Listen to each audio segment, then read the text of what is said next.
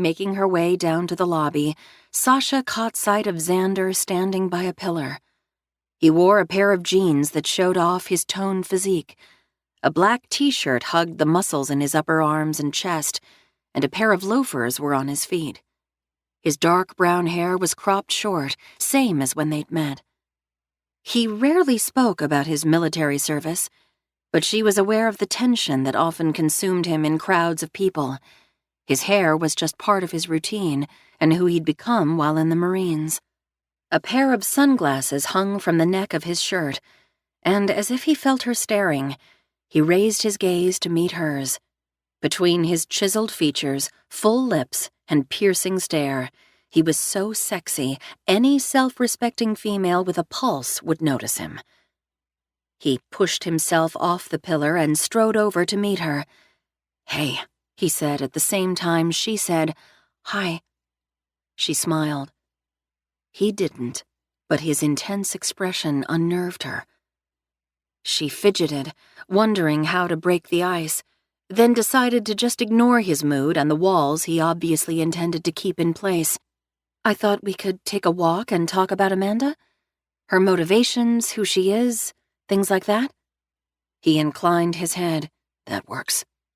I made an early reservation at Serafina," he said. "It's pizza and Italian food. And I asked for a private booth so we won't be mobbed by people." He paused. "Unless you'd prefer to be out in the open?" For almost a year, he'd thought he'd found the woman who would define his future. They'd broken up without real closure, and now he had to wrap things up in a public restaurant of all places. But that was his fault for refusing to talk at his house, a decision he now attributed to the shock of seeing her again. "I can handle it," he finally said, his shoulders stiff, his hands and fists in his lap. She nodded. "Okay then." Drawing a deep breath, she started to speak.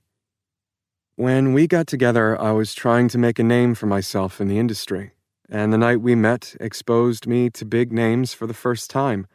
I'd already had a supporting role in a movie that was due out, and I was poised, as my agent likes to say. Does that make sense?" "It does, and I understood that." And he really had. He'd been in town for everything that having a say in his first movie entailed. He'd rented a house for a year, testing whether or not he liked LA, and he'd tried to be open-minded, to put his time in Afghanistan and the occasional bouts of anxiety behind him. He was home in one piece, so were his buddies, and he wasn't going back. He'd been looking toward the future and thought that would include Sasha. She tipped her head to the side. "I know you tried to be accepting of my running around on auditions, taking meetings, having to cancel plans we'd made." She swallowed hard and twisted a long strand of hair around her finger, a nervous gesture he remembered well.